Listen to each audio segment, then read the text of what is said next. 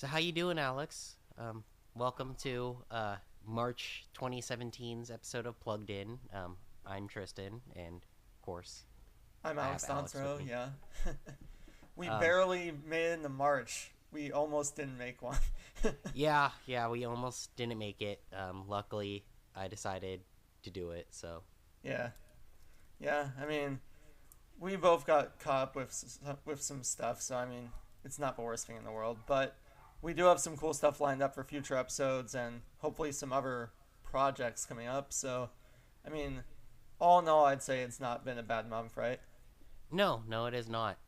Speaking of that, we had um, some really good movies come out this month. I know that I was really interested in seeing the Power Rangers movie. Alex, you haven't seen it yet, but No, it's one of those things that I definitely say you should go and see it because it's a lot better than everybody was expecting, at least. yeah, it seems like one of those movies where like the critics are kind of mixed on it, but like everyone I've talked to, like you included, I've talked to like two or three other people that have seen it. They've all said good things. Like I haven't heard a bad thing. I'm not saying everyone's been like it's a masterpiece, but everyone I've talked to has basically said it's a good movie. So Yeah, it's definitely not a masterpiece, but the trailers kind of make it seem like like it's a shitty cash grab, yeah, and it's not. Like you can definitely tell in like certain homages to original Mighty Morphin Power Rangers hmm, that it is made by people who had an actual passion for it. that's good. And from what I've heard, they've apparently already greenlit like something like six sequels. So Jesus Christ, yeah, we're so gonna get like two-parter like sequels for a final one and all that good shit. yeah, I mean we'll probably get several different Ranger teams because of how many sequels they have planned. Great. It's gonna be just like the TV show then. Basically. But yeah, I am really excited to see that. I heard Bryan Cranston plays what's his name, the floating head guy, right? Yeah, Zordon. Zordon. Yeah, he's Bryan Cranston was actually in like the very first season, I think, as like one of the monsters. So that was Yeah, kind he of like was an one of homage the to. he's one of the early monsters, and because like I guess like the production crew loved working with him, the Blue Ranger is actually named after him, Billy Cranston. Oh yeah, Yeah. that's awesome. The other movie we wanted to talk about though was something that you actually did see, Yeah, Logan. yeah. I hadn't seen the movie in a while, so that was kind of like new for me, I guess. Yeah, I finally got around to seeing Logan, which I was like really curious about, and honestly, that I think that exceeded my expectations, being that it was an X Men movie and that franchise has kind of had a mixed track record. Like, Yeah, especially the Wolverine movies. Like oh yeah, the Wolverine centric stuff has been more bad than good. well, and I think the thing that impressed me the most was that it's the same director, and like the director is also one of the screenwriters of. He did the last one, which was the Wolverine, where he went to Japan. So it's like it's a lot of the same people that made that movie, but they just had an R rating. They had the liberty to do whatever they wanted, basically. And just comparing it directly to that movie, which was made by largely the same people, like it's night and day. I actually didn't even know that it was the same team that did it, but yeah, I can definitely tell that. Like it's it doesn't seem like it's the same crew No, that made this one. no, it's they basically just have free reign because obviously it's Hugh Jackman's final movie as Wolverine, unless he ends up coming back for the MCU or the things he's been teasing. But it's most likely his last movie as Wolverine. So they basically said, "Look, you've brought him a bank for like however many years as as Wolverine. Like we're just gonna let you guys do whatever you want." And they made the most of it, man. Like it's, um, I think the story is probably the best of any of the X Men movies for me, just in how personal and emotional it gets. I don't know if Days I of Future think Past was really good, but yeah, I think for emotional depth, yeah, it's my favorite, but I still think that Days of Future Past, like as a full story, surpasses it. you mean X Men Terminator 2 Judgment Day? Yes. But no, I mean, Days of Future Past. I actually didn't see that one until like last year when some of my roommates were watching it at UCR, and like that really impressed me. I mean, I should have expected a lot when it was Bryan Singer returning, but still, that was probably above X2 for me. But for me personally, I would still say this is my favorite. Logan is my favorite overall, just because. I mean, they did something so different with the franchise for this one. Like it was so much a personal story and so full of these like dark twists and things like that and character moments, and yet they completely nailed it. I think it was just honestly it was brilliant, and without spoiling anything, multiple people at my showing cried at the end, and I was not one of them, but my roommate from UCR, Jason, who I saw it with, was like, the first time the ending didn't really get me as hard, but he was like the second time he didn't cry, but he was like, I felt it a lot more this time. I mean, I didn't cry, but the ending definitely did pull at my heartstrings. I was like, okay, like, I don't expect, especially after watching that movie because of how, like, brutal everything is. Like, Oh yeah. definitely wasn't not expecting that kind of emotional, like, level at the end. Oh yeah.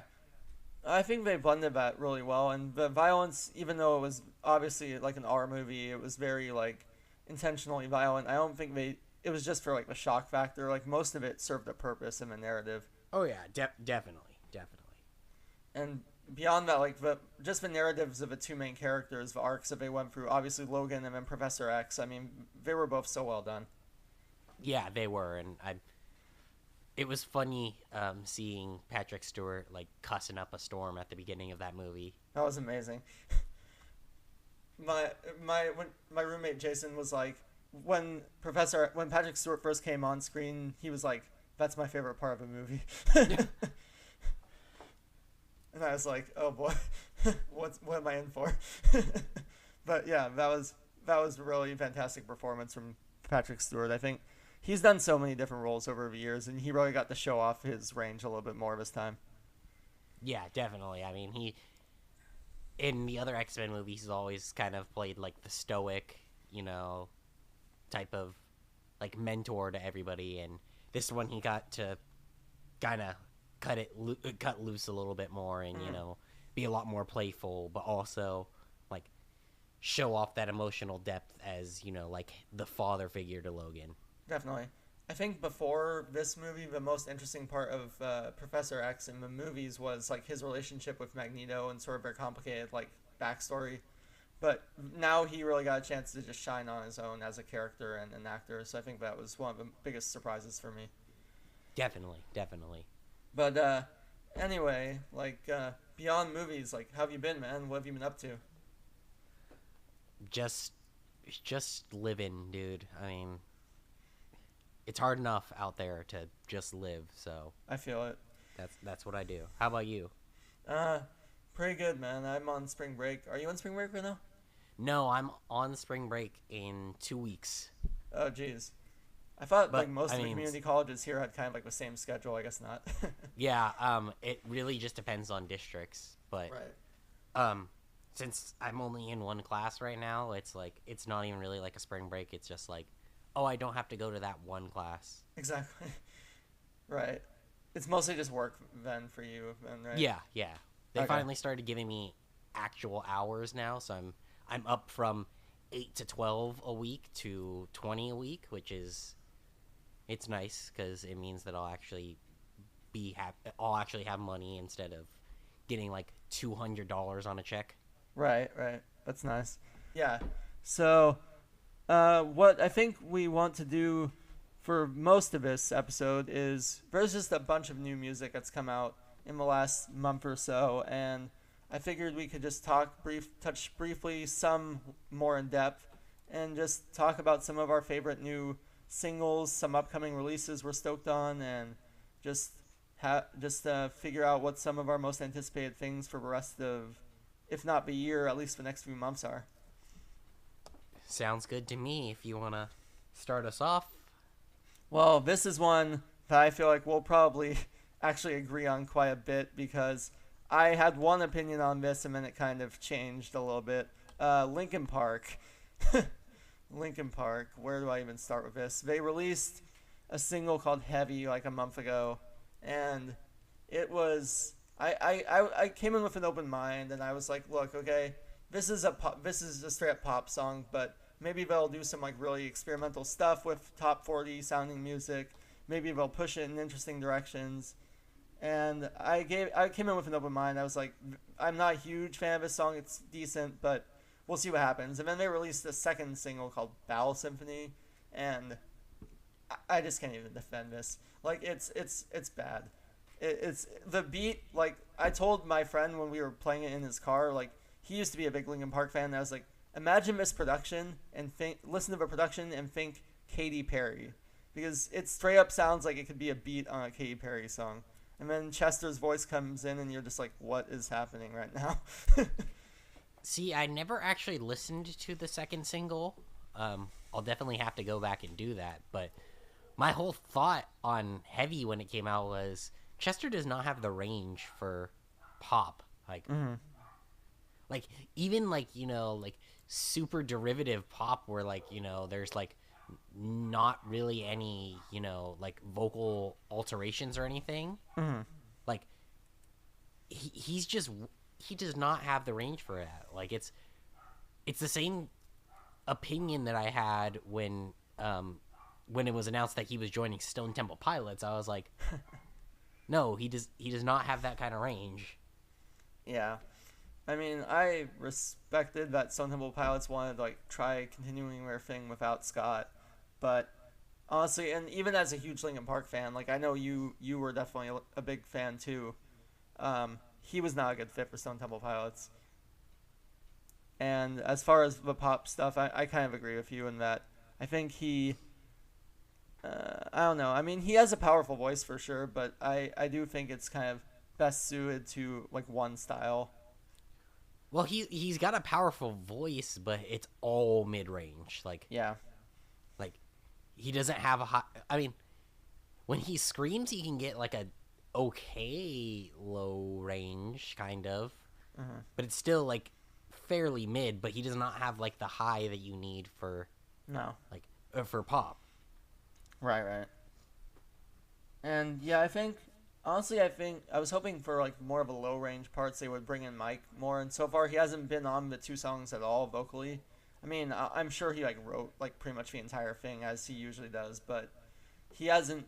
There's been no vocals from Mike in any of the two songs, and it's like combined with the really different production choices, the very top 40 production, and no Mike whatsoever in any capacity vocally. It's like this barely feels like Linkin Park to me. Yeah, definitely.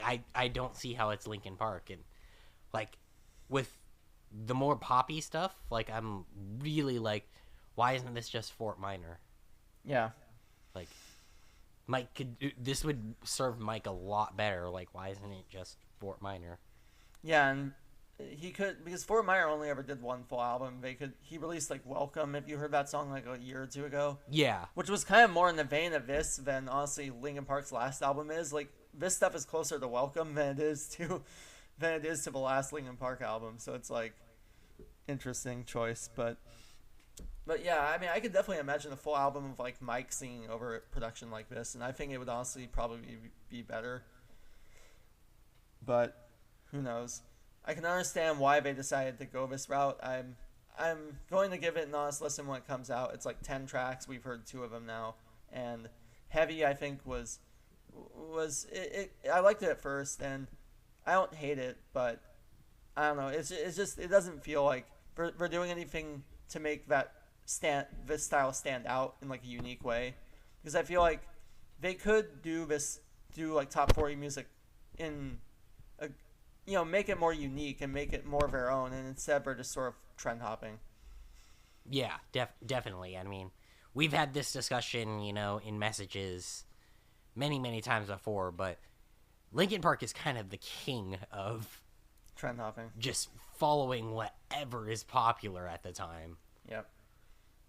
And I mean, I think that is partly a genuine thing, because those guys listen to a lot of different music and they don't want to just be that new metal band from 2001, But at the same time, like I do feel like it comes from a genuine place usually, This time, I'm not as sure because they literally brought in. It was self-produced, this album by Mike Shinoda and Brad, the lead guitarist, Brad Delson, but they brought in pop co-writers for the first time. Like, some of them have worked with Selena Gomez, others have worked with Justin Bieber, etc. And it's Yeah, like, yeah, that's pretty transparent when you're doing that. Like, they said, oh, we want to bring in, like, people we respect their writing, and we want to, basically, like, just bring in other influences. And it's like, you can do that without, like, I don't think you were just hanging out with these, like, pop songwriters and be like, hey guys, we're making an album. Like, it was, you paid them to come yeah. work on your album. Definitely. I mean, every time somebody is like, oh, like we're bringing in pop song producers, work with Justin Bieber and stuff. I'm usually like, if they're, like one of these bands like this, like the band that we have on our second, as our second position on these upcoming releases that we want to talk about. Why not just bring in Sonny Moore? Yep. He's got enough of knowledge in like the rockier scene, being that he was a musician in the rock scene, Oh yeah. that he can blend in that poppy stuff with the rock stuff and actually have it come off as, Like, natural. Yeah. yeah, like natural and not totally just a cash grab. Also, I remember when Skrillex was, like, bashed by, like, almost everyone I knew that was, like, thought that, considered themselves, like, a serious music fan, quote unquote, and everyone was like, oh man, that dubstep shit is so trash, blah blah blah. And now it's like, we're talking about Sonny Moore, which I'm really happy about this, by the way. We're respecting Sonny Moore as probably one of the best producers who can mix those two sides, like rock and pop, in a compelling way. Yeah, definitely. I mean, as bad as the lyrics for Make War are, I mean, that track is still a banger. Like, Yeah. And yeah, I think he did a great job. I believe he self-produced it. I'm pretty sure he did. I think it was partly with Feldman, maybe, because I think Feldman co-produced it, and that's why, for whatever reason, even though they had a drummer at the time, Travis Barker plays drums on Make War. I'm not complaining, but yeah, it seemed like kind of a strange choice. But yeah, regardless, that track is really good, and I think it shows his ability to sort of blend those sides very well. So going off of that, like you said, the second band on our list is Incubus, and their new album, their eighth studio album, named, wait for it, 8, is co-produced by Sonny Moore, and is also abysmally titled. Yes, it is. Is he actually doing the whole album? I didn't realize that. So yeah, at first they were saying it was just going to be one track that they were collaborating on. So I guess there's one track where it's like actually like co-written fully, and he like brought them the idea or something, and it was like that one will have more of like his vibe. But then what ended up happening is he was in like the early recording sessions, and supposedly they just gelled really well, and they were still working with, I forget the name, but I think it's Brendan O'Brien, I believe, who's produced like a lot of their albums. So he ended up co-producing the entire album with, I believe, Brendan O'Brien.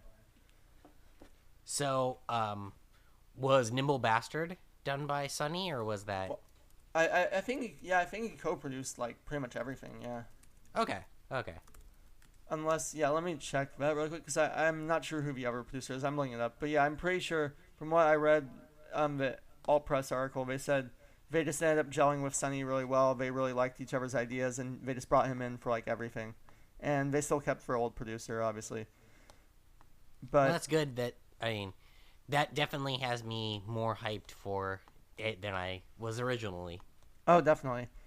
Yeah, and I don't know if there's like one specific track where it's gonna be like featuring Skrillex or whatever, but yeah, I think there is one that's like primarily was like his influence, but yet he had an influence on like pretty much the entire thing now. So yeah, I'm excited for it. And there's 3 tracks out from it now. There's Nimble Bastard, Glare Bomb, and the one that just came out is, I believe, called anyway, I'll think of it, but the point is there's 3 songs out now, and honestly, to me, each one has gotten better than the last. I'm really excited for this, and they've teased the opening track, which Skrillex has on his Snapchat. He's teased the opening track called No Fun, and that sounds like a banger. Like, that sounds like it'll be like one of their best openers, because it's like, it just sounds like a jam, like that they made like just a straight up fun Incubus song. So I'm excited for that. I've only heard Nimble Bastard because I'm really bad about listening to singles, but I really liked it, so Mm.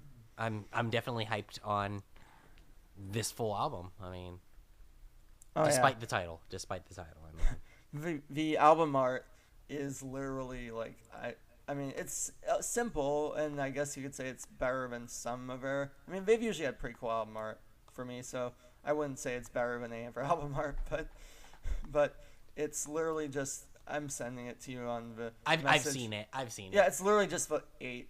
Yeah. I'm like okay, so that's one way you can make an album art, but yeah, so. Yeah, so the third single is called State of the Art, just came out, and that's probably my favorite of the three. Glare Bomb is like, it's like a 5 minute track, which is, and isn't like that long, but it's like, considering that they've like sort of, especially on their last two releases, they did If Not Now When, and then a couple years ago they did the Trust Fall EP. Like they kind of pandered heavily to like softer rock and radio rock more. I mean, they've always been a radio rock band, but they've usually kept more distinctiveness. Where on those last two, I felt like they lost some of that for the most part.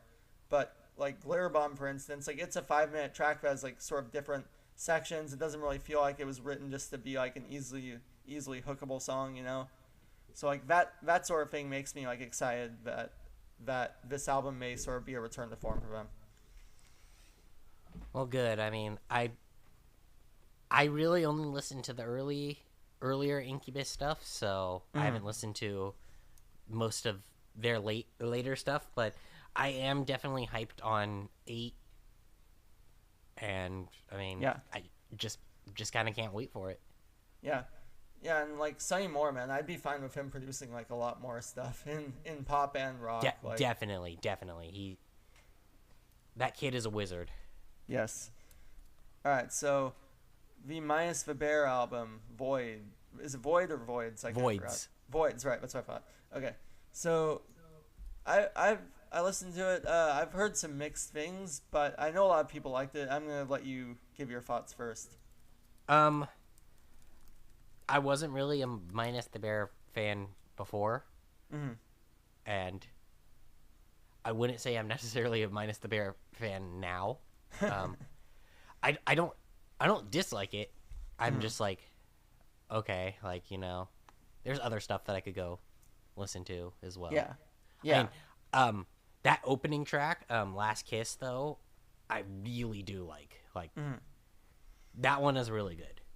Yeah, well, I will say, if you're not already a Minus the Bear fan, this isn't going to be the album that like wins you over. Because it's not, I mean, it's not only, it's not their best album for me, but it's it's a very like just it's them doing what they've always done kind of, and like doing a bit more like maybe a bit poppier kind of like on their later albums like Infinity Overhead and Omni. Like some fans that I know, like probably myself included, were hoping for a bit more of like their first few albums, like Planet of Ice especially. And there's moments like that, but it is kind of leaning more towards the, like, not necessarily synthy, but it's still technical, but they tried to go still more for their later era sound, which is understandable. But some of us were hoping with the long length in between albums and just how they had been kind of not as active in the last few years, that they would somehow make like a triumphant return to form, like to their Planet of Ice and like first few albums days. And for me, it wasn't that, but it was an enjoyable album. I didn't dislike it. I mean, yeah, I enjoy it, but like, if I'm not just putting on like albums to listen to, if I'm actually like listening to specific songs, Right. I'm only usually playing Last Kiss. Right. Yeah. No.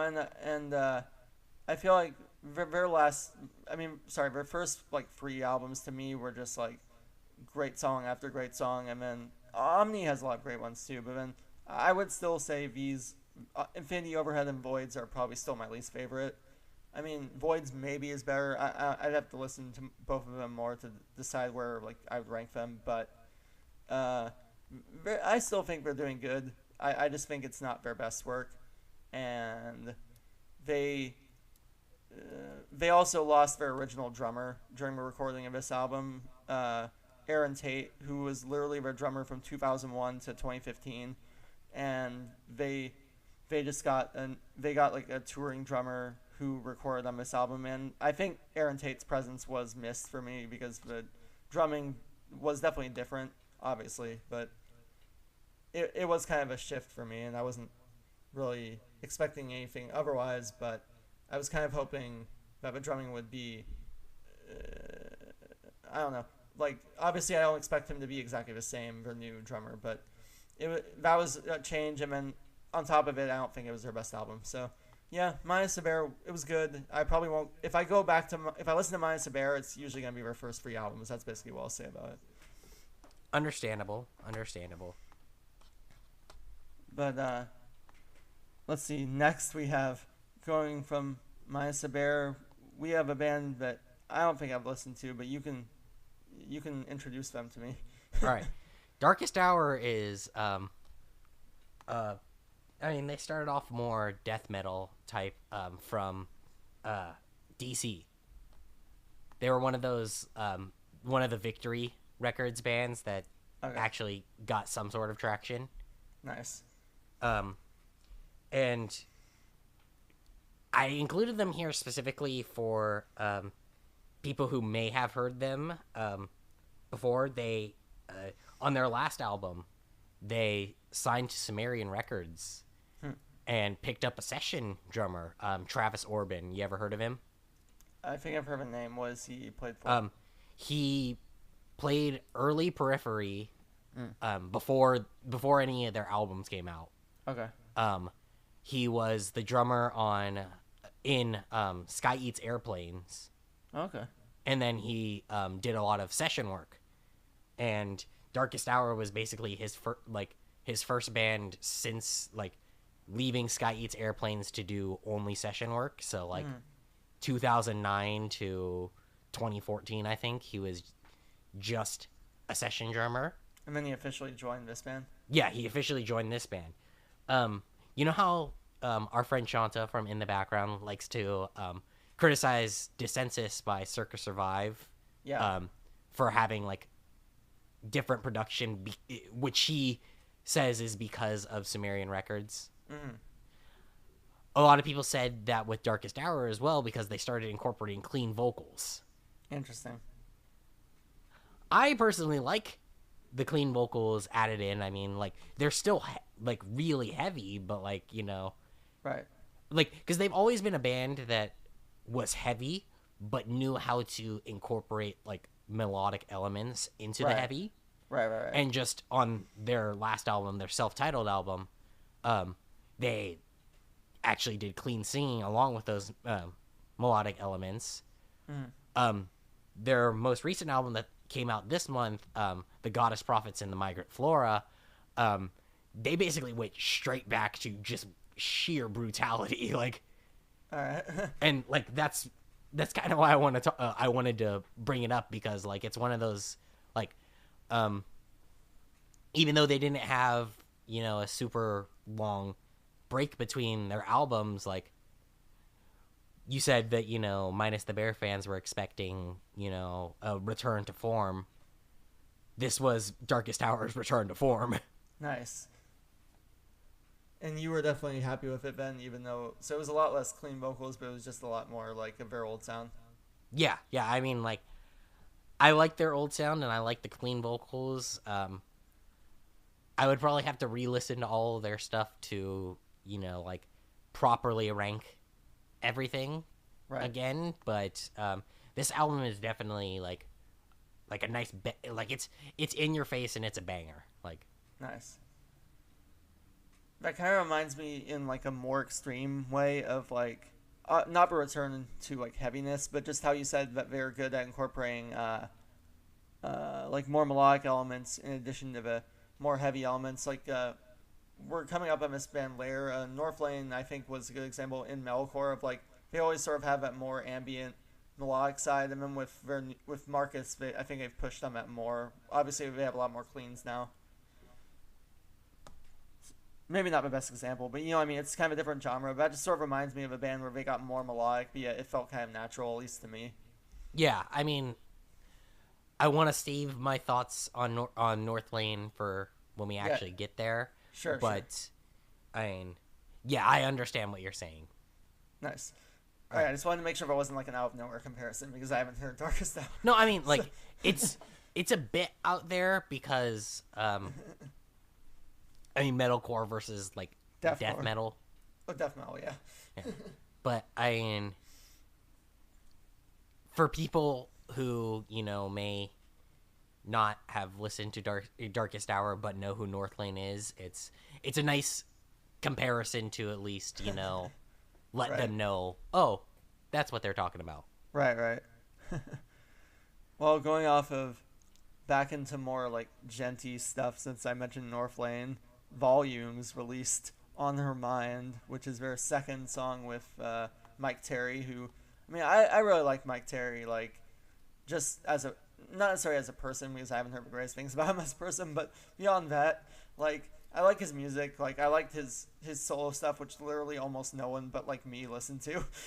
Because he released like a solo EP, and I don't think I know anyone else who's listened to it besides people I've shown it to, and it's he just straight up did like an R&B like EP of songs, and it was pretty good, and that was after he left his previous band from like several years ago, and he's just sort of been doing his own thing, and obviously Volumes, Michael Barr left Volumes in I believe 2015, and then they finally settled on Mike Terry as the replacement, and I was really excited because it was like, I loved him in Bury Your Dead. I loved him in his solo stuff, even though Bury Your Dead fans often don't like him because that was their most like melodic phase. But I liked his stuff with Bury Your Dead, and I was thinking this is gonna be his big comeback. This is how he's gonna get relevance again, and I'm excited for what he brings to Volumes. And I will say, feels good despite the repetitive sort of feels good, chorus, which is literally like it feels good like 50 times. Yeah. I did not dislike that song. I thought it was fine. I don't know your thoughts on it. Feels Good is okay. I know as much as like when it first came out, we like to make fun of On Your Mind, but Yeah. I listened to it a couple more times after that, and I started to unironically like it. Like, Oh no, it's really catchy. And like especially if you take it like apart from the music video, which is like the music video is one of the douchiest things I've seen. yes, No offense to them. yes, In a long time. no, it is, and I mean it's funny because like me being more into like that heavier scene that Volumes used to be a part of. Um, I noticed like a bunch of people who were in that music video. Like, Nice. You have Mark Okubo from Veil of Maya. Really. Yeah, he ends up stepping in for the bassist and playing bass in the music video. Besides like the girl who plays bass. Yeah. You have a couple of the guys from Crown the Empire in the Of music course. video. I'm not surprised. Wes Houch from The Faceless is in the video. Like, so you have like just like they probably called up all their friends and were like, "Hey, you want to come party? Also, Yeah, by the way, we're filming a music video." Pretty much. I mean, it's a fun video, but it's like you look at like the guitarist, like what's his name, like Diego or whatever, and you're just like, what are you doing in this, dude? Like, Yeah, he's like, definitely. he's just like doing his like thing and like getting like pouring like drinks for other people and shit, like pouring like the whole bottle on someone's head, and you're just like, what is this? Like you guys straight up filmed like a trap video for like a metal song. Yep. And I mean, but honestly, the song itself is like, I don't know. I mean, it was that was not what I was expecting. I'll say that much. With obviously with a rap feature from was it Puya, whatever. Yeah, something like that. So yeah, I hadn't even heard of him before that, but so he's probably my least favorite part of that song. Like I listened to some of his other songs because people were telling me like he's a really good underground rapper, and I listened to some of his other stuff and I'm like, it's okay, but on this specific song, I don't think he really fits it that well. or at least he doesn't really add something to it that I really like. Mike Terry is the best part of that song for me because his hook is really good. Yes, yeah, it is. Yeah, it is. I mean, I really hope that on the full album he actually gets more screaming because Definitely, yeah, he does have like he is pretty good at screaming. Yeah, I mean, I'd argue he's better than for upper vocalist, honestly, as a screamer. I mean, for upper vocalist is fine, but I would say on like just equaling them out, I would say probably there's like Gus is their upper vocalist, who's brother of Diego, and I would say Mike Terry is better at both singing and screaming, in my opinion. I would agree. But yeah. I mean, I'm still excited for a full length because I unironically enjoy some like issues and those types of bands, so it seems like they're going in that direction, which I didn't really think they would. But I'm interested to see where it ends up. Like, I think if Mike brings some of his like poppy and R&B influences like he did on this track, it'll be pretty interesting. Yeah, definitely. Speaking of poppy and R&B type stuff, Drake? Yes. Question Yeah. mark? Yes. Yeah, Drake released his new album. Well, technically it's a playlist, Tristan. It's not an album. It's a playlist. See, that's the problem with Drake's releases. It's a playlist. He charges like for an album. It's streaming the same as an album. It's like, the number of tracks an album would be. It has features, but it's a playlist. I mean, shit. He dropped a mixtape of his own songs. Well, I mean, a lot of people in rap do mixtapes, but the thing is, the distinction that usually signifies in rap, whether it's a mixtape or an album, is a mixtape is free. Drake's mixtape was not free. Yeah. Also, mixtapes are usually fairly short. Yeah. Or at least they have like the more like it's kind of intentionally to release kind of like not necessarily B-sides, but not studio album cuts, right? Yeah. Like it's kind of a more loose vibe where like the Drake last mixtape kind of had that vibe. Like if you're reading this, it's too late, which I thought was significantly better than Views actually. Yeah. But, oh yeah, definitely. But that is, that was basically an album. Like I don't know why. Yeah. I mean, I don't like mixtapes. Also, usually don't feature like actual like popular singles. Like it's just meant to like hype people up for a full album. But I mean, exactly. Know Yourself is on If You're Reading This. Yep. And like several other Energy is on that. Yeah. Yeah. Like it's like. Yeah, I don't. Come on. I don't really understand it, but I mean, I will say it didn't have any of his like R&B songs, but that's like the only thing that separated it from like an actual Drake album. But I mean, maybe that's what he's planning on doing is like making that distinction because. I guess, but yeah, Views did have more of that R&B type stuff, and yeah, it had a lot of that. But yeah, I mean, Views obviously like that just had like a bunch of hits, and some of them were more rap-leaning, some of them were more pop, and More Life. I mean, it's basically like Views basically, but I would say it's actually significantly better than Views in my opinion, and then it's gotten a lot better reviews than Views has so far. Well, I think the problem because I mean, at least me. I didn't even know that he was dropping anything. Right. Until it was already out. Right. But Views was so hyped. Oh, yeah. No, and it did not live up to it in any way. No, in fact, both of the mixtapes, air quotes, that he released before it, the one, If You're Reading This, and then the one, The Future, with What a Time to Be Alive, I would say both of those were better than Views. And it's like, you hyped up Views literally since the release of his previous album, and Nothing Was the Same, which was like 2013. So it was like 3 years of hype, basically. And for probably his weakest studio album. And I don't know. He that was a pretty big misstep for me. Like he's always kind of had that balance, that fine line where it was like, does his like self-pitying persona become like, is it endearing? And is it like relatable, or is it just straight up annoying? And you think this guy is like probably kind of like full of himself and, just like believes he's the best. I mean, that's all rappers, but he kind of has a way where he made it like more relatable and it was like more humanizing. But on Views, I think a lot of it just became very like pity party about Drake. Look how hard it is to be so famous and so successful. And beyond that, the songs just weren't as good. Yeah, yeah, definitely. Like I always joke about it whenever Views actually like comes up with anybody. Yeah. Like for whatever reason, I mean, it doesn't usually because most people know that I'm not that huge of a fan of like R&B and rap. Mm-hmm. But my favorite song on Views is Hotline Bling. Yeah. And it's not supposed to be on Views. Yeah, it was a bonus track, which they literally tacked on because it was like one of the biggest streaming songs of all time. Gotta get those streaming numbers. Exactly.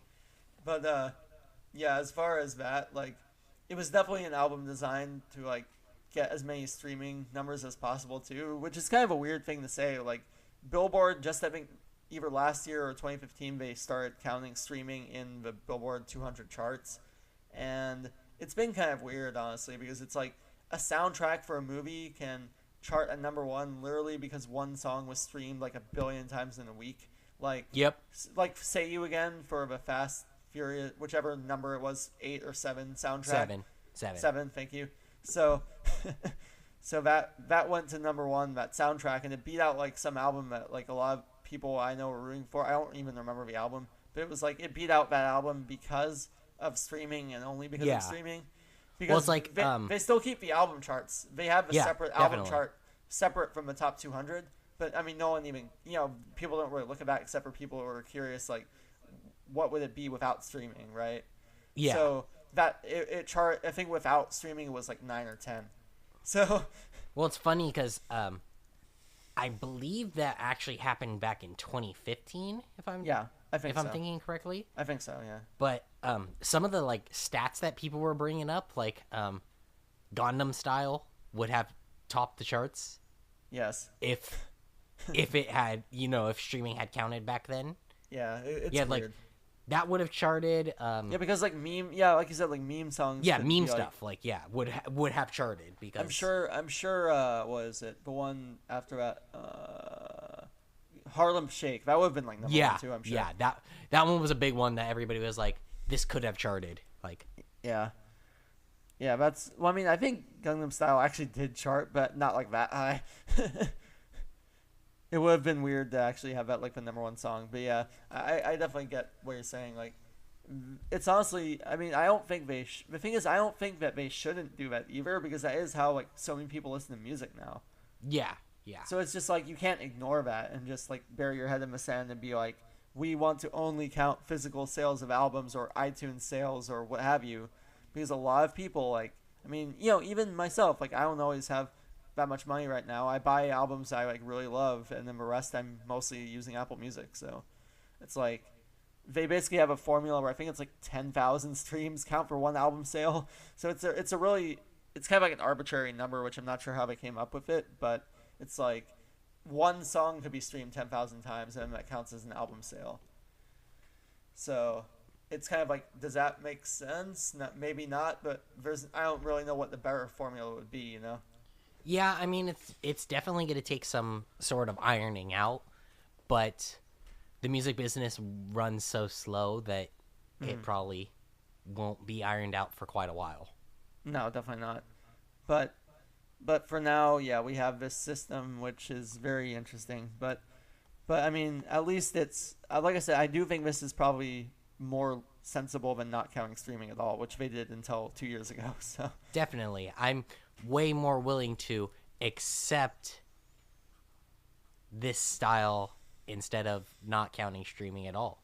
Yeah, the other funny thing was when like a bunch of albums suddenly went platinum when they made that change. Like The Weeknd's first like album where he was pop, like Beauty Behind the Madness, went from like gold to double platinum on that day. Alex, you missed my pun. What? I said I was willing to accept. Oh my god. Okay. Yeah, I missed that transition, but yeah. I'm so sorry. But so there's a band called Acceptance that I really love. I don't know like how many people know about them. They were big in like the scene of people who love like bands like Amberlin and stuff like that. They were pretty much alt rock mixed with like some pop punk mixed with some like pop rock, and they're a Seattle band, but they did get some national recognition. They released their only album Phantoms back in 2005. Have you heard it, Tristan, or no? Um, I've heard a bit of it. Mm, I may have heard more of it back in the day, but right. Yeah. I would Yeah. definitely Cause have to go back and listen to it and see like, oh, yeah, that's right. I remember this. right. You know what I mean? The thing is, they never got that big because like Amber Lynn, for instance, got a lot bigger than they did because Acceptance. They had the one album. They were actually signed. I think they were signed to some scene label for like their first EP or whatever. But then they signed to Columbia pretty much like straight away, and they were thinking this was gonna be some huge album. They got Aaron Sprinkle, who was like an up and coming producer at that time for scene bands, and it it got some success, but they picked a very poor single from it. And beyond that, it was Sony did this weird thing at the time where they did copy protection on certain CDs, and like it was very brief like protests, and then they stopped doing it. And it happened to be like in 2005, and Acceptance was one of the bands that got caught up in that. So there was a few bad strokes of luck that happened to them, and they just never took off the way like the label and like pretty much everyone else thought they would. And so then the label started putting pressure on them, like write different types of songs. And then the band was mad that you were like, you guys fucked up, not us. We had a good album. You guys didn't promote it right. And then a bunch of other things happened. And then basically the band broke up within the year of the album coming out. And so the only one who did anything notable that I'm aware of is the lead guitarist who joined Amberlin. So he was in Amberlin pretty much the entire time from the time Acceptance broke up till Amberlin broke up like a couple years back. So that was his full time gig. He did very well, obviously. But the other guys, like from what I know from someone who I know in Seattle, the lead singer of Acceptance was actually like he ran a car dealership in like Bellevue, Washington. He was a manager, and like that was like a few miles away from where I used to live. So it's really funny just knowing that like that's where he worked, and he just had like a normal like car dealership being managed. But regardless, he completely retired from music, and the whole band was retired. And then they got like offers in 2015 to come back for festivals, like scene type festivals, you know. Yeah, And yeah. they were one of the headliners of Skate and Surf 2015. I think that's in New Jersey, but they got that offer. They were originally just gonna do one show for the 10th anniversary of Phantoms, and it turned into a tour. And of course, they were like, let's do a new album. So they released they did a crowdfunded album for Colliding by Design, which is their new album. And they were originally thinking of releasing it independently. They eventually ended up signing with Rise Records, and so now we're Rise Records. Now Acceptance is officially Rise Core. But it's honestly it's a very different album for this band because they were kind of like what you would expect, like pop punk slash pop rock 2005. They were very good at what they did, but it was like you can listen to other records from the era and be like, yeah, they kind of have that certain sound. And this one, they didn't really try to do that at all. They kind of just were like, let's make like a modern pop rock album, but still make it like us, basically.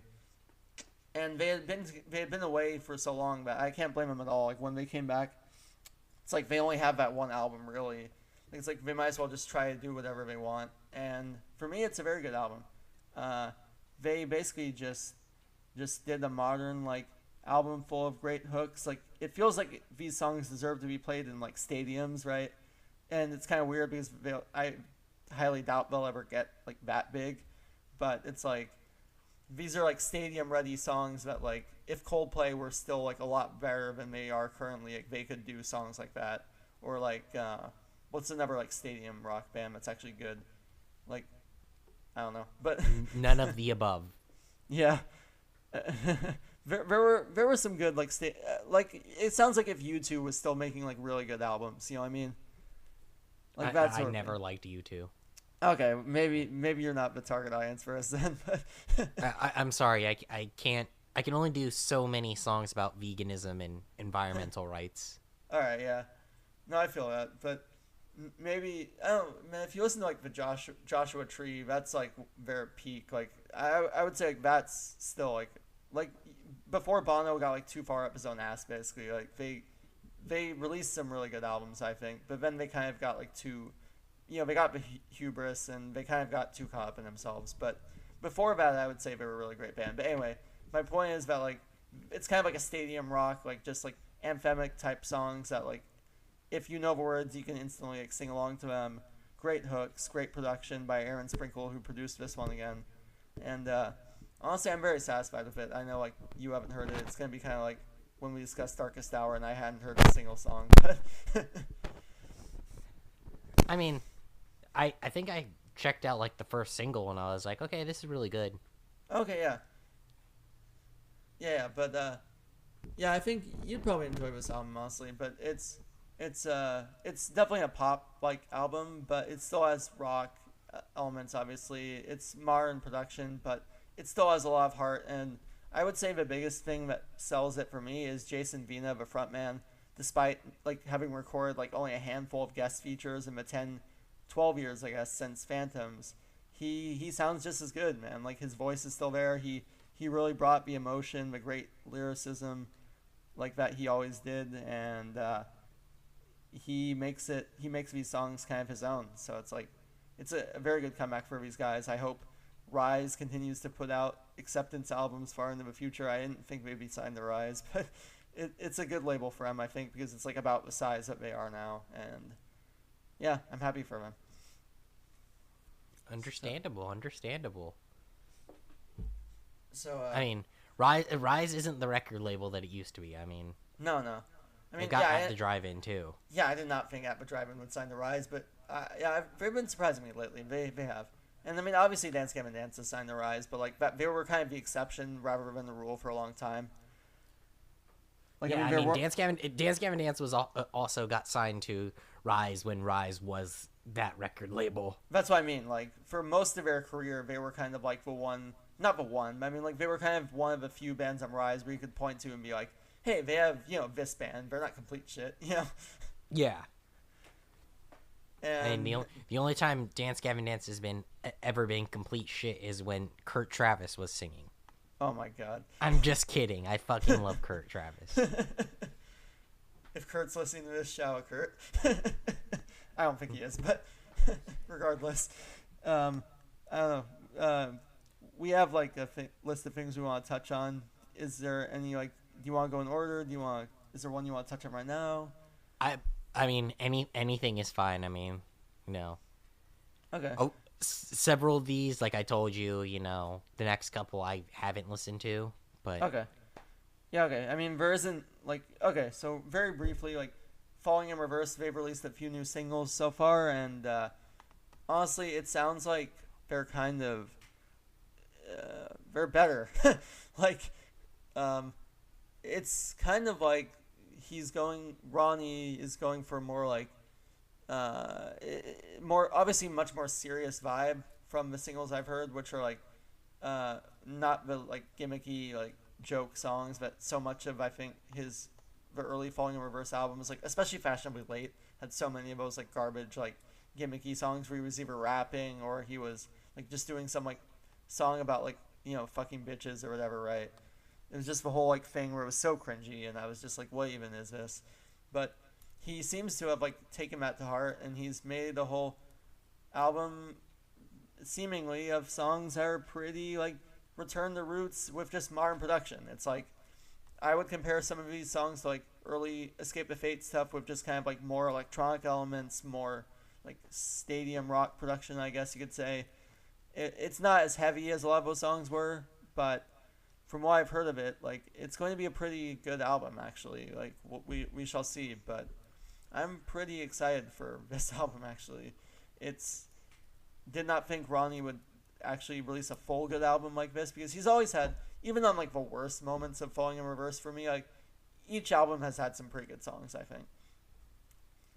Like maybe Fashionably Late less so, but like first album, The Drug in Me Is You, like I know you like that one. I like that one too quite a bit, even though it's very goofy in moments and cheesy a lot of the time. But I mean, it was cool to hear because at the time before that, the only thing that Ronnie had ever actually done was the first Escape the Fate album. Yeah, was Dying Is Your Latest Fashion and the first Escape the Fate EP. But, right. I mean, it was only Escape the Fate, so it was like, yo, yeah, new Ronnie music, okay.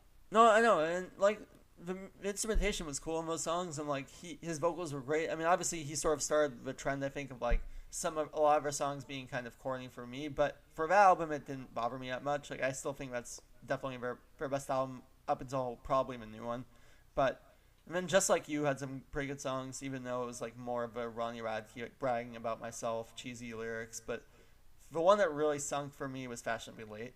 Like that Yeah, was just yeah, that yeah. was bad. Alone. I remember when that song came out. Oh, Like so my do jaw I. dropped, dude. So do I. Literally, like I had to like play it again a second time, and I was like, did that just happen? Like what? I was with some friends and we listened to it about 5 times in a row because we were just like, this is so bad. Yeah. I don't even think I registered my thoughts on it the first time. I was just like, wait, did that just happen? Like it was so bad. But yeah, and thankfully like the entire album wasn't quite that bad, but there were other songs that were that bad. So it was like I can't defend that album, and in general I would still say up until maybe this new album, we'll see. I would say Dying Is Your Latest Fashion is definitely the best thing he's done for me.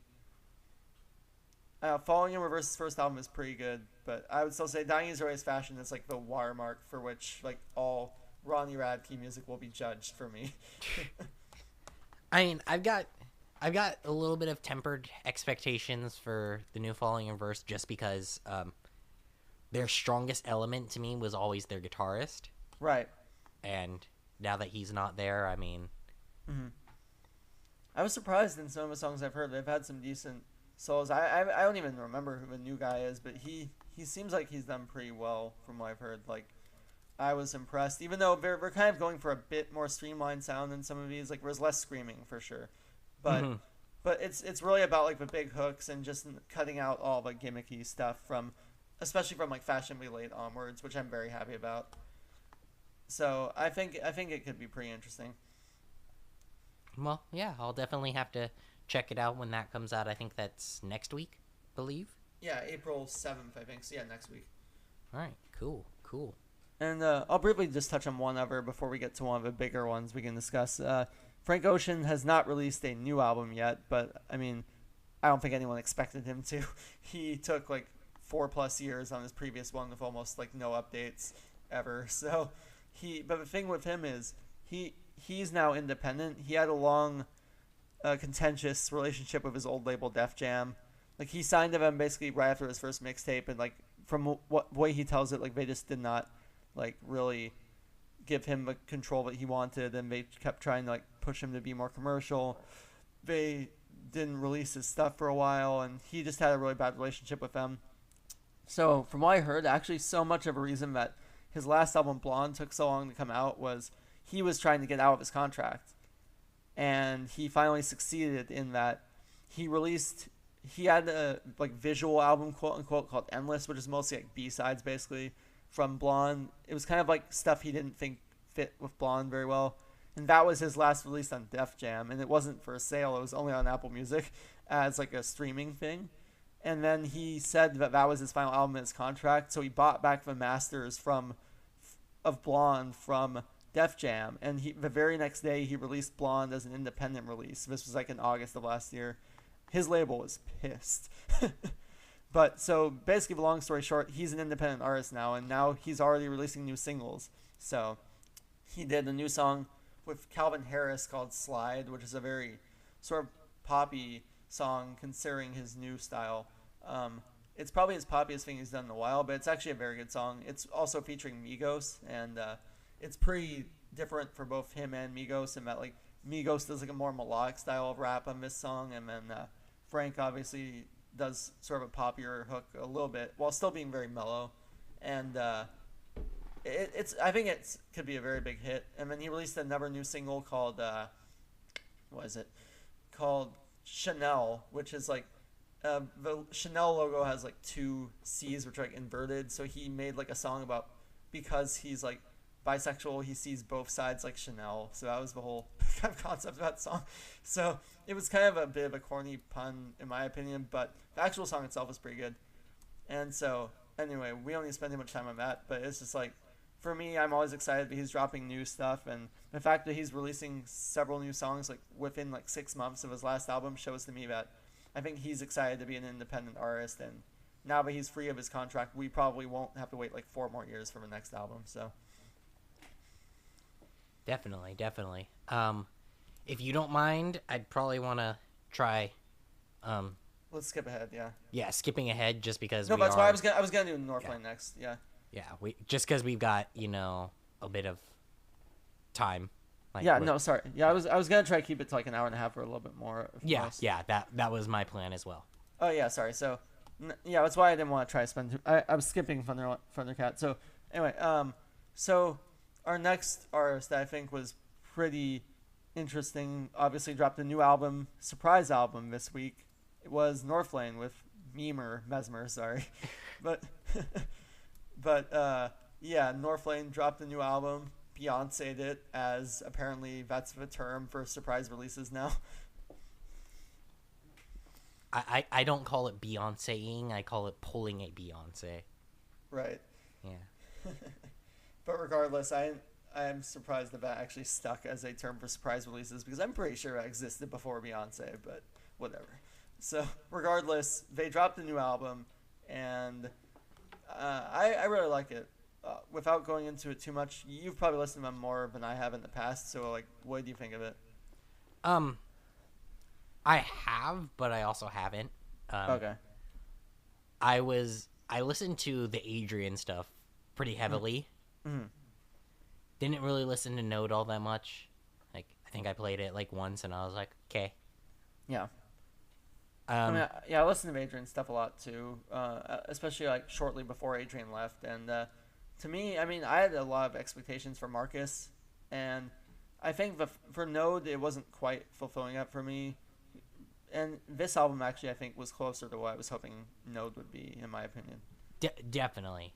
At the same time, I don't know, that, like, for me, the instrumentation was just, like, not there. For this one? Yeah, like, it was just, like, same, like, style guitar riffs and everything, and so I was just kind of like... Right. Like, it's cool to put on in the background and just kind of listen to, but... Yeah. Like, I don't know. Since Adrian left, I don't think Northlane has been anything spectacular. Right. Yeah. I mean, I would say Node to me was not like the best, but I would say it still showed promise. I liked it. To me, I mean, I will say, like, I don't listen to as much metal as you, so maybe I'm not sure if this is me, like, just not listening to as much of it, or it's the album itself, but it did feel like about like halfway through Mesmer, I was kind of like, okay, these guitars and stuff are kind of getting repetitive. Like, instrumentation's kind of similar on a lot of these tracks. But, I mean, overall, honestly, I was pretty impressed by it. Like, I think, like, right off the bat, like, Citizen is the first track, and that is, like, a monster hook. I really love that song. I do agree with some of your critiques of it, though. I think it does get a bit repetitive. And, just overall, I think... overall, I'm pretty impressed, but I think they could stand to have a bit more diversity. I think especially when they have such a great singer as Marcus, they could stand to maybe have a song where he's, like, just singing even, like, just to... Because I know a lot of people have bashed his screams as, like, he can't do the lows, blah, blah, blah. And, like, I think they could even just counteract that by just straight up, just give him a song where he's, like, just singing just to show off and, like, just to piss off people who are, like, so opposed to him singing so much. And more so just to... Like, just to have more range, I think. They can do that in other ways, obviously, but I feel like they could have done a bit more to diversify this track listing. Definitely. Like, I'm just kind of like, okay, yeah, it's another core album. I mean... Mm-hmm. I think it was a pretty good one, but... Yeah, it's a good one, but... Yeah, I get what you're saying. I mean, when I go to, like, progressive metal, like, there are much better bands with better instrumentation. Mm-hmm. I mean, even from Northlane, there are much better albums with better instrumentation that I can go listen to instead. Definitely. I do think, like, his cleans show a lot of potential for, like, he is one of my favorite clean vocalists, definitely in metalcore now, but I think they still could stand to utilize him a bit more interestingly, instead of just, like, have it, scream verses and then sing, like, a big hook, Yeah. just the standard sort of metalcore thing. Yeah. So, yeah, I guess we're kind of on the same page with it, except I probably liked it a bit more. But yeah, like I said, I liked it, but I can't. I don't think it's something I'm gonna like go back to all the time. Like, oh man, I have to put on Mesmer right now. It's such a good album. Yeah. Yeah, but regardless, it's not something I'm gonna be listening to like forever or for eternity. Oh, well, eternity and forever, you say. Yes. There's another band that we wanted to talk about named Eternity Forever. I'm going to Wow. stop right there just because if we do happen to, plans do happen to work out, I want to have this addressed before. That Alright. name, dude. Not a big fan. I mean, I don't hate it, but it's like, it feels like the most like garage progressive metal band ever. Yeah, the double like words that are basically the same meaning. I don't know. Yeah. That's kind of Like weird. I feel like if I was more into prog when I started a band in my freshman year of high school, it would have been called something like Eternity Forever.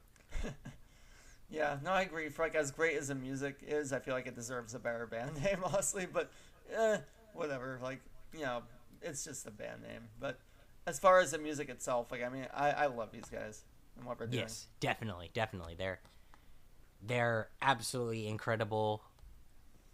When that EP drops, it's gonna light up the place. Oh yeah. Like, do you think they're going to do shows as Eternity Forever? Because they're both doing so many. I mean, all three of them are doing so many other projects, especially Ben and Kurt. Well, I mean that Strawberry Girls Kurt EP is supposed to be happening after Eternity Forever, like over the summer. Right. And so if they tour in support of that, I feel like Eternity Forever will Play also some songs. Yeah. get some songs in there. Yeah, I feel like, especially if they do like a whole separate Eternity Forever set, they could do like 5 or 6 songs, maybe do a whole EP and do like a couple covers or something. Like that would be pretty interesting. Well, apparently they're supposed to be doing another EP. Right. So, I mean, if this all comes to fruition, let's say like fall, they should have, you know, a decent set of Right. songs, Original, you know. original music. Yeah. Yeah. I want my D'Angelo cover though. I want Kurt to actually do a D'Angelo, not just similar music to D'Angelo. I want him to do a D'Angelo song live. I want that to be a thing. But yeah, I mean, I think this is a really cool project. I've like kind of felt for a while like Kurt would do really well in something like I obviously didn't imagine like exactly this, but I was thinking like more R&B leaning. Like I was thinking more like happy because like breezy sort of music because like happiness to me like is just so perfect for his voice, and that whole style of like post-hardcore blended with some more poppy influences just works so well for him. Yeah. And it's funny because the existence of Eternity Forever makes Johnny Craig's recent projects seem even more depressing. Definitely. Because, I mean, I love Kurt in Eternity Forever, but imagine if Slaves was Eternity Forever. That would be interesting, yeah. Like, with Johnny singing, like, that would have been... Oh, yeah, that could be really cool. I will say, though, I think Kurt is actually quite a lot better at writing, like, catchy stuff than Johnny is. Oh, yeah, definitely, I mean... Because, I mean, Johnny has a great voice, but I've never really felt like he's, like, the best songwriter. He usually is carried by the other members of the band, so if, like, for example, DGD, Old Amorosa, like, if the instrumentation's really good, he'll do really good, and it'll be good because of him and the instrumentation. But the problem with the old Slave stuff for me was just the instrumentation was so bland, and like he's not a good enough songwriter to pick up the slack and like write great stuff and make it good, even though the instrumentation is boring, you know? Yeah. So that's kind of my thing, is that like he depends on having really good instrumentation to back him up, or at least something really catchy. Where I think for me, the newest Slave single, even though it's not like it's definitely not his best work or anything, but for me, was I'd Rather See Your Star Explode was still, it was kind of a good mix of like, he tried to take some elements, well, I mean the band tried to take some elements of like the old Amorosa sound a little bit, but also like still have some sort of poppier verses where the instrumentation is more subdued. And then I thought his vocals were actually really catchy, and for once it felt like he put a lot more effort into the verses and the chorus than he usually did in terms of actual songwriting. Yeah. And so like I was like, you know what, this is if the album's gonna be like this, it's enough for me as a fan of Johnny to be like, I can listen to this because it just that one song, even though like I said, the instrumentation was probably rightly still criticized as a bit too simple, but for me it was like, this is still miles above what they were doing in terms of actually being a memorable song. It's like I had parts of that song really stuck in my head after listening to it a few times, and I can't say that for like almost any of Slave's old stuff, honestly. Yeah. I think Eric Ron had a big part of that though, because he has co-written for a lot of people, and Johnny basically pretty strongly hinted that Eric Ron helped them write quite a bit of the new stuff. But I think he said Eric Ron also pushed him to like take it more seriously. Like Johnny didn't have a phone in the studio for like the entire recording. Yeah, or something. yeah. But beyond that, I do think Eric Ron probably co-wrote a lot.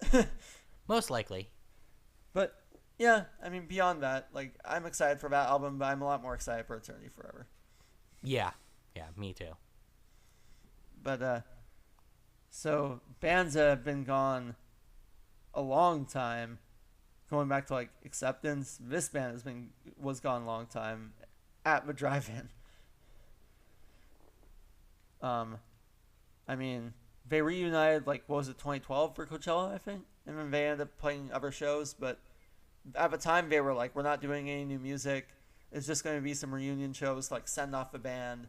And that actually caused some, like, acrimony between Omar and Cedric, actually, if you remember that, because when the Mars Volta broke up, like, a year later, part of the contention was Cedric was like, you could tell by my performance that I actually was passionate about At the Drive-In still, and I wanted to be there for the fans, you know. And Omar's mom had just passed away like right before those performances, so it's like I don't think that's really fair for all the people that criticized him for like looking like dead on stage. But at the same time, it did feel like it was kind of like a cash-in reunion. Like they literally just got money for Coachella and then decided to do some other shows, and then that was it. Yeah. But this time, I mean, from what I've heard, like, I mean, obviously Omar and Cedric, they both kind of have their tensions and whatnot, but it seemed to me like they weren't really getting along with Jim anymore, and like I don't know it could be a combination of both of their faults, but it seemed like he just wasn't really gelling with Cedric and Omar anymore, and it just wasn't meant to be. So they announced the new reunion like late 2016. It was originally set to feature all 5 of the like Relationship of Command era members, and then right before the tour started, Jim bailed, and then that's the lineup that's recording the new album. They added, ironically enough, Sparta, the guitarist of Sparta that isn't Jim Ward, is now the new member of At the Drive-In. So he got replaced by his ex-bandmate from the band he started, which is kind of weird. But yeah, so Keely Davis replaced Jim Ward, and honestly, I feel like if that makes it where At the Drive-In can actually be like an active band again, and there's not like constant tensions, you know what? I'll take it. Like Jim Ward, I think did bring something very big to At the Drive-In's sound with his backing vocals and his guitar work, but I can understand why like people grow apart and reunions often don't end up being the entire original lineups for that reason. Like one member just doesn't fit anymore, and people change, especially after like that long. So, like, I feel like for whatever reason it happened, like, the songs that have come out themselves are really good, and I'm very excited for this album. Yeah, me too. I mean, this is another one of those bands that I wasn't, like, a huge fan of, but... Right. I mean, I'm still really hyped on the new At the Drive-In stuff. Yeah, I mean, just the fact that it's, like, they're one of, like, the, like, iconic bands of post-hardcore, I feel like. Just having them back is pretty cool. Yeah. Like, I mean, me personally, I'd be happier with a Volta reunion, but At the Drive-In is good too.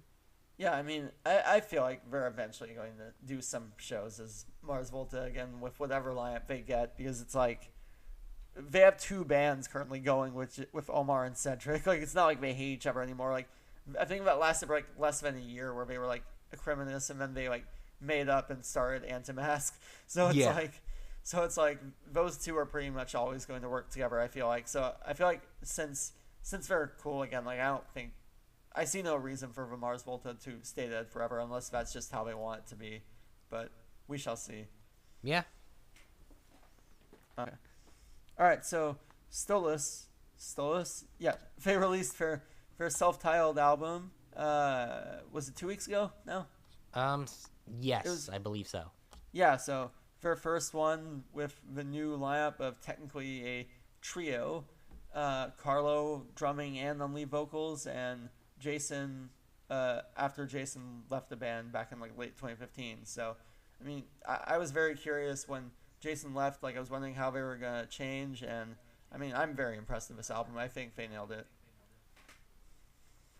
I'm impressed with it, but at the same time, um, I do think that for their writing style, there is a harshness that's missing.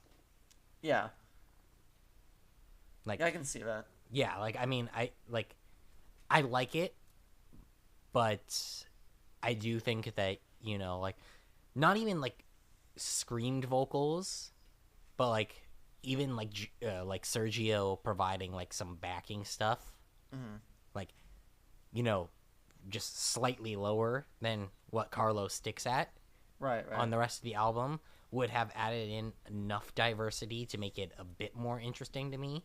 Hmm. That being said, the instrumentation is Oh yeah. wonderful. It's just the vocal performance is where I'm like, okay, Yeah. okay. I mean, I really do enjoy what Carlo did, but I do kind of feel like it. It's not that he didn't have range. It's more about like you said, it's kind of a bit too like clean, I guess is the word in some of it. Just over like the stretch of the entire album, it gets to be like where you kind of feel, like you said, I, I guess that there could be a bit more like grittiness in some of the vocals and maybe like some lower vocals, like how Jason obviously provided that in the previous albums. Yeah. And I kind of wonder, like thinking about it like right now, if that might be because of the fairly slapshod way that the album was recorded, Right. since they were planning on recording in Sacramento, and then ended up the day that they were supposed to be there, that they drove to Long Yeah. Island, New York specifically, to record Oh, with yeah. Mike Watts instead. Yeah, yeah. Right. Honestly, I feel like it could end up being one of those instances where, like, with new lineups, sometimes even though there's no new members in this, like, it can sometimes take a while for them to like find their groove, especially since the primary singer, changed. So I feel like it may. I mean, I really love this album, but I feel like it could be one of those situations where like the second album with the current lineup may end up being even better. Yeah, I definitely feel like they have much more room to where they can actually, find the perfect balance of, doing that clean stuff, but like also having the grit of their older Right. work. That being said, and I know I talked to you about this before, this is my least favorite closer of a Stolas album. Right. I'm really used to the closers, being super big and bombastic. Like, we had on Living Creatures, you have Captured Light, which features Corey Lockwood of A Lot Like Birds and has that like spoken word part at the end that just has a sense of finality to it. Yeah. And then you have Allokinetic on Allo Maternal, which is just huge and in your face and also has this real like finality to it. With the last one on this, Mete Psychosis or Meme Psychosis, something like that. I think so. Yeah. Yeah, like it just does not have that. It sounds so like it would fit anywhere else on the album. And like when after my first listen to it, like when the album ended, I was just kind of like, oh, that's the end. Oh, okay. Yeah, no, I do. I think I agree with you, Matt. Since like album closers and just albums having like a structure is often very important to me. With like really albums that stick with me, and I do feel like this album, like they probably could have rearranged it in like a lot of ways, and it would have kind of been the same, and that's not a bad thing because some albums are just collections of really good songs that don't necessarily have like an overarching theme or whatever. Yeah, But yeah, definitely. I do feel like Alma Eternal obviously especially had that overarching like connection, and I guess Living Creatures kind of did too. But it definitely had a closer, like you said, and like you said, that is one critique of it. The like vocals. I mean, I do really like Carlo, and I think vocally, but like you said, I think they can maybe on the next album find like a bit more of a way to incorporate more harshness, like you said. Unless this really is just what they want to do, they want to be more progressive and less of a like post-hardcore. Yeah, yeah, but I mean, like the problem that I have with them taking this progressive approach is Sergio still has an aggressive like writing style to him, Right. and it doesn't fit with the upper range cleanness that Carlo, because Carlo is way too clean of a singer. Mm-hmm. Like he doesn't have like the grit of a super high clean singer like Tillian from Dance Gavin Dance. Mm-hmm. Like Tillian knows how to incorporate that grit, and like Tides of Man stuff. Like the Tides of Man stuff is super progressive too. Like Right. I mean, it's got more of a like it still has that like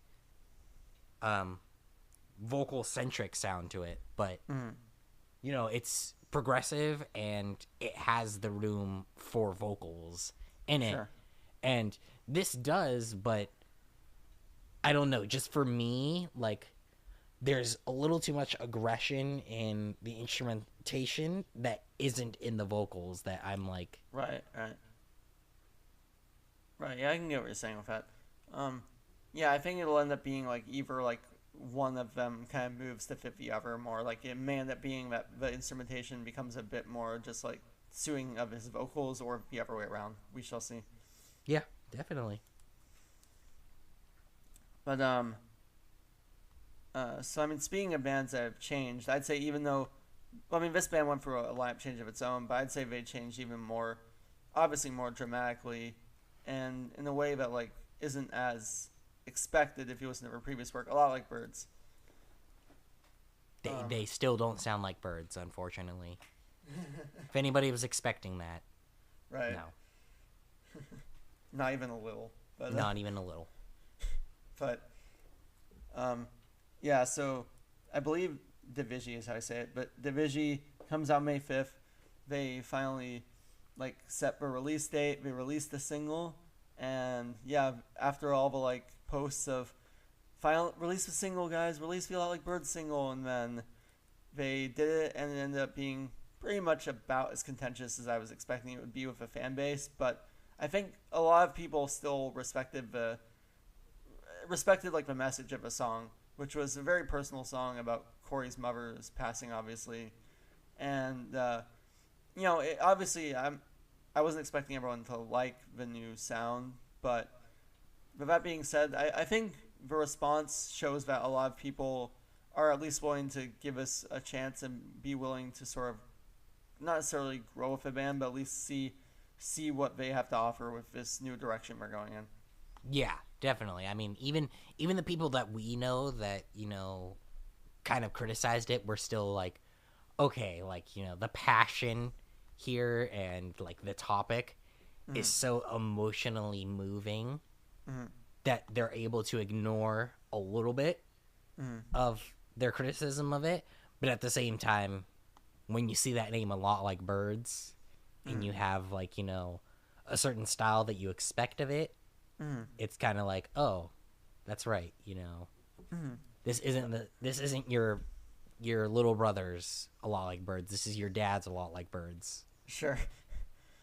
But yeah, I mean, I definitely understand that, but I feel like if any if at any point they're going to like sort of move in this direction, and by the way, I think No Place had hints of this direction. I mean, obviously you wouldn't necessarily expect that they would go this far with it, but I mean there was like some of the slower songs on No Place had hints of it, but I think the lineup change with Kurt leaving, that's a natural time for a band to change for a sound like this. And obviously that was part of like the contention of like why he left. Like, was it like, like Kurt said, they were just trying to make like a, was it mainstream appealing album, or I just think this is where they wanted to head personally. Like, I just feel like they maybe didn't have the best communication with the band and Kurt necessarily, and what happened. I feel like it maybe didn't need to be as public as it did with the breakup, but regardless. Yeah, but I mean, and I don't think either side in is that necessarily case, to blame for it. it's one of those things because like Kurt was the one who made it a lot more public. Like, Sure, no, that's what I mean, and I don't blame him for that because I understand like his perspective on it. But at the same time, I feel like both sides probably could have communicated better like privately, so they could have avoided that if they like didn't like, if like maybe the band hadn't like sprung it on him, or whatever it may be, like some, they could have definitely been like just like, because at first it was just a statement of like, Kurt's leaving to focus on Esk Records and his solo career, we wish him the best. And Kurt could have released a similar statement, and that would have been it. Yeah. And instead, that happened. And I feel like, again, like, I love Kurt. I love both sides of the band. But I feel like some people's expectations were kind of forever set against the new album because of the Kurt letter. Yes. And I feel like that's a little unfortunate because it's not necessarily, people aren't necessarily going to go in with the same like open mind that they may have without it. Well, yeah, like I remember, people talking about it when Kurt first left, and they were like, "Oh, I'm never gonna listen to A Lot Like Birds again." And I was like, if Kurt was the only, I mean, realistically, if Kurt was the only reason you were listening to A Lot Like Birds, then you shouldn't have been listening to A Lot Like Birds. Exactly. Like Kurt has solo stuff that you can go listen to. Kurt had other projects that you could go listen to where he was the centerpiece. I mean, you had 5 Minute Ride that you could go listen to. Oh, the Joy that you could go listen to, where Kurt was, in the center. And like I, talked to you about when we were first talking about, like, hyping up to the A Lot Like Birds release, when we all knew that, like, it wasn't going to be, like, how vastly different it was going to be from their older stuff. Like, Corey was always the shining, like, vocalist and lyricist, for me. I think so. Because, like, Kurt, especially in A Lot Like Birds, with, like, a lot of, like, the, like, more, like, love songy stuff. Yeah.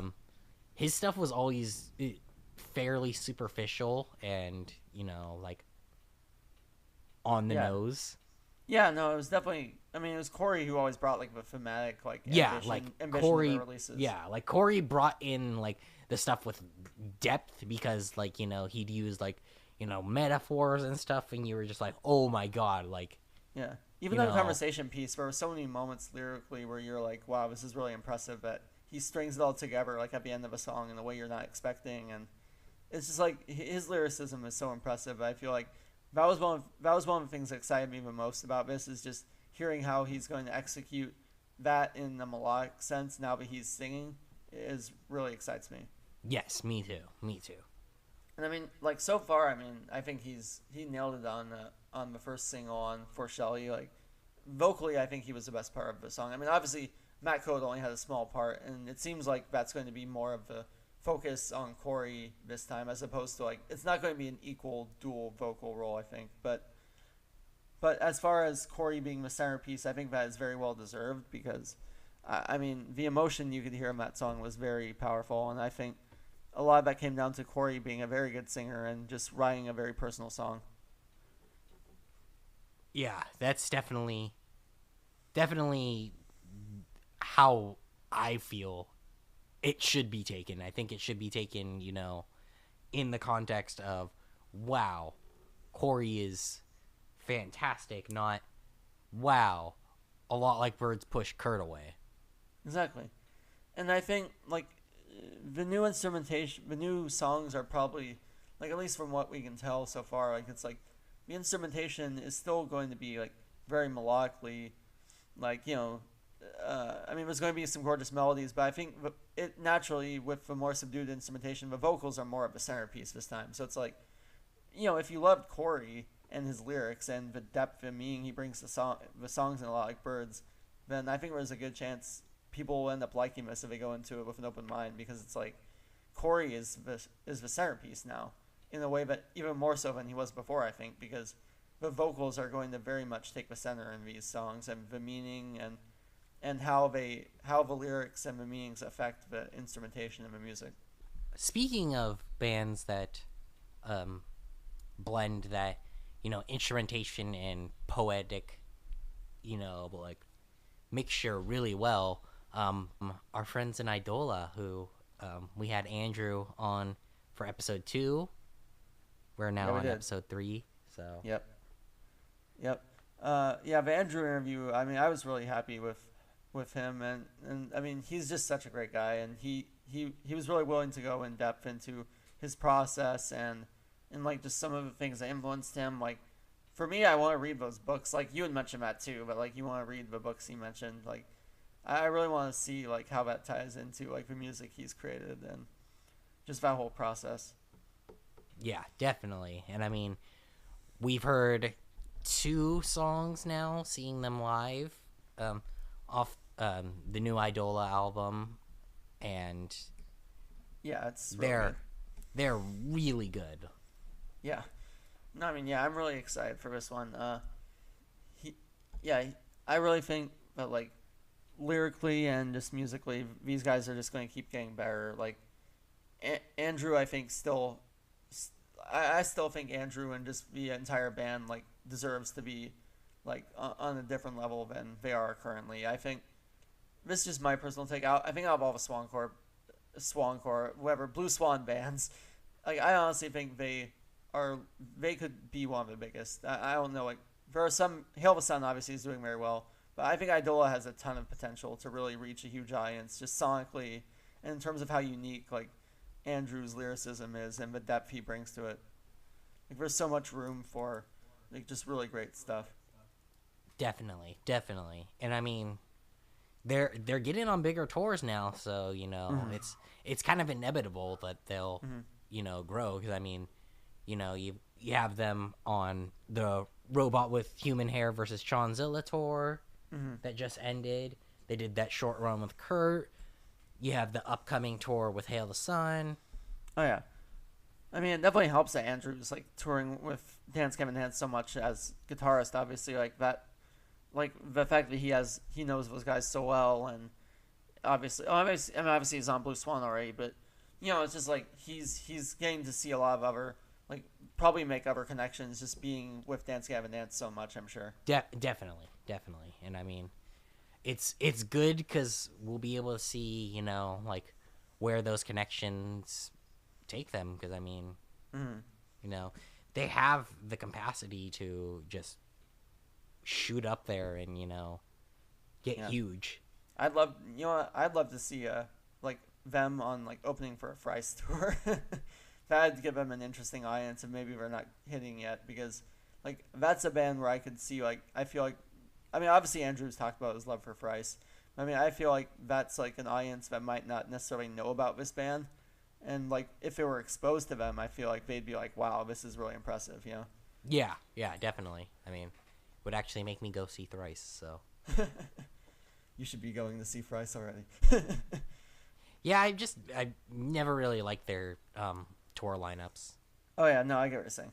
Yeah, because they've kind of mixed, like some tours have had like heavier, more post-hardcore bands, and others have had like other types of bands. It's been kind of an interesting mix with their lineups, but yeah, I mean, for me, they're still like one of my favorite bands to ever do post-hardcore. Them and like Thursday, a handful of others, I think have some of the best discographies in the whole genre, just because of like in a way, like you could listen to like the first Thrice album and the last Thrice album, most recent, and you would be like, I don't even think this is the same band, but it's like that's one of the best things about them, is that like they've had so much growth over the years, and in a way that feels like when you listen from like their discography from like all the way from the beginning to the end, you're like, it feels like a growth, and it feels like a band that really grew into their kinship as musicians and just as artists. And like I think they have Thrice in particular, like they've just shown like how you can become so much more than just another post-hardcore band and become like an iconic band. Definitely. All right, rapid fire. New artists you should check out. Okay, so there's a band called Chapel, which is actually a Rise band. It's one of those things where Rise had a person from a previous band still on contract. You know how like when Woe Is Me broke up, they had Hans Algood and he had that band Favorite Weapon for a little bit, and then that Yes. broke up. So Yep. it's kind of this same thing.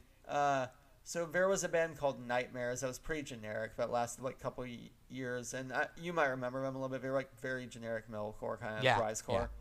They weren't that special, but the frontman of Nightmares just started this new project called Chapel, and it's kind of a mix of like post-hardcore, like some of it's kind of like drugs. Well, they only have two songs right now, and one of them, which is called Fool's Gold, is kind of like a mix of like very poppy drugs mixed with like some catchy guitars, like drugs being the Craig Owens Yeah. Yeah. project. Just to interject real quick, Yeah, since you mentioned Favorite Weapon, yeah, Chapel's drummer is Favorite Weapon's drummer. really? Okay, I did not Yeah. know that. Interesting. Well, okay, yeah, that makes sense now because okay, I thought I recognized her from somewhere in the video. Yeah, and that's stuff. that's Favorite Weapon's drummer. Interesting. So they really got like two people who were still Yep. on contract. Interesting. You know, but, there's another weird case that happened, where it became another where it was a generic band. You ever heard of Cursed Sales? yes. Yeah, yeah. That was another one of those cases. Hmm. It was the two Ferris brothers from Woe Is Me. Yeah, I thought it was okay. I wasn't like huge into it, but yeah, it was different. Yeah, but this I think shows promise for me at least because Caught Up was actually their first single, and that was like basically like a Paris song with like male vocals. It was very poppy, definitely like almost like could be a top 40 song almost, but kind of still with a rock edge to it. And then Fool's Gold was pretty much like straight up could be like Drugs, the Craig Owens band. Like it was like a song that felt like it could be on that album in a good way, in my opinion.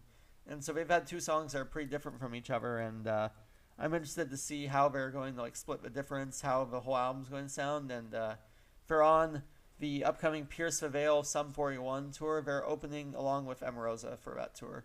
So I think That that's is going to be such a weird tour. yeah. I mean, to be honest, I can kind of see it. Like I think they're trying to sort of have like some of a post-hardcore crowd, also some of like the pop punk crowd. Like I think the connection for me is they all kind of are bands that have catchy like songwriting and stuff. Oh like yeah, that. definitely. But like, Yeah, I don't the know. When I saw audience-wise. that happen, I was like, Oh, definitely. Yeah. Pierce the Veil headlining over Sum 41. Yeah. I mean- Emerosa, who have just about ditched all of post-hardcore, opening for Pierce the Veil. Right. Not to go off on a tangent too much, but they're kind of in a weird spot. I feel like Emerosa. Even I say that even as a big fan of them because like we're kind of in a spot where like some of our old fans aren't really into what we're doing. A lot of our old fans aren't into what we're doing, but they haven't really found a new audience to make up for that yet.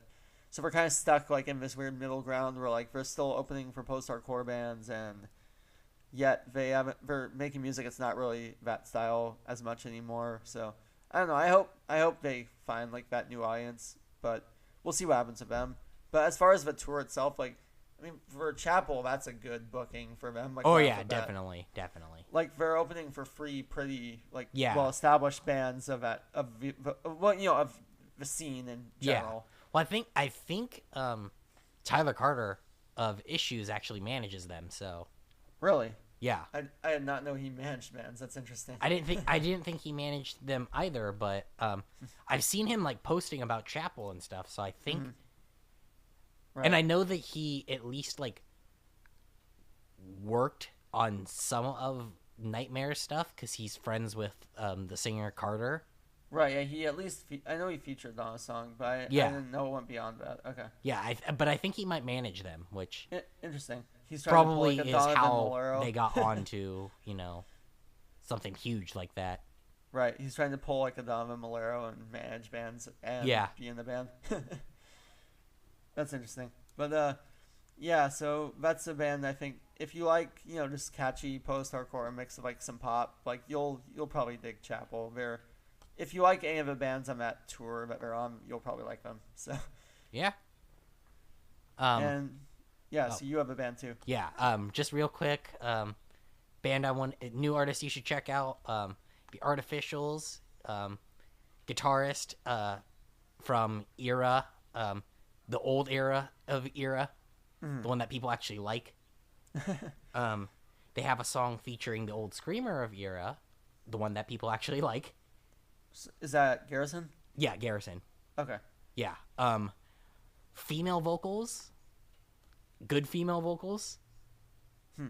So definitely check that out. They have an album coming out tomorrow, actually, or the Awesome. 31st, because I don't Awesome. know if this episode will come up or will go up Thursday the 30th or the 31st, but Right. comes out the 31st.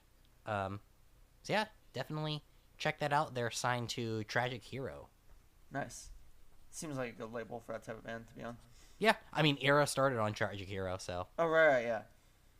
Yeah. I mean, you weren't a fan of their last album, I'm assuming, Era's last album?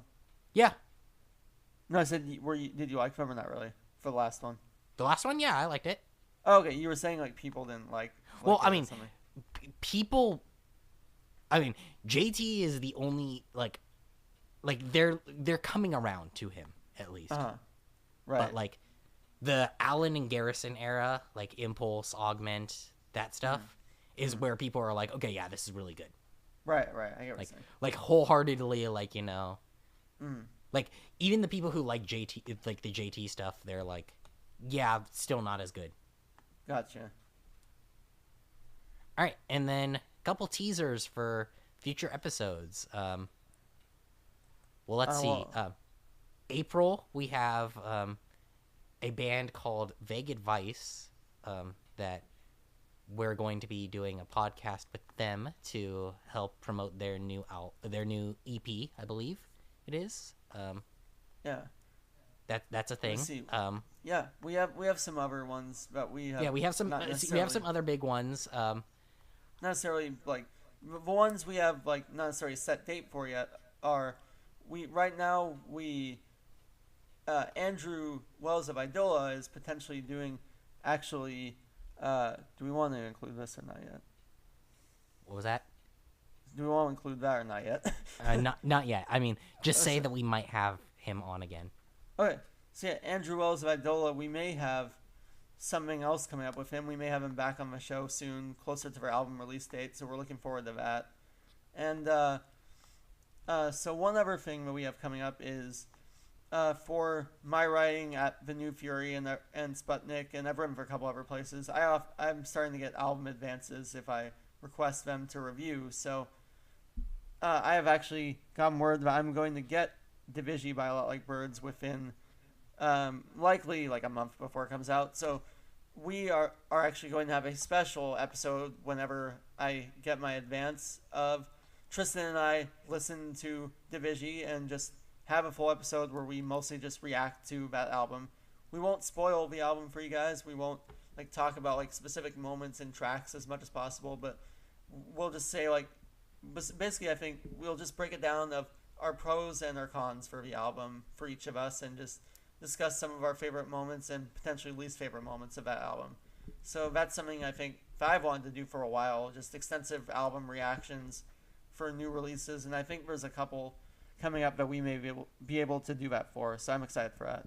If the Division episode goes well, we will definitely do it for the new Idol album. Oh yeah, definitely that, especially since like Andrew will have been on more than once at that point. We gotta do it for him. Definitely. And it's a fantastic album, I'm sure. Anyways, like the new stuff sounds so good, and I mean honestly, I could see us doing that for like at the drive-in even depending on how good it is. But that's coming out around the same time, so we'll see. But regardless, I'm sure there will be lots of interesting stuff coming up for us. And Trystan, you have any other thoughts?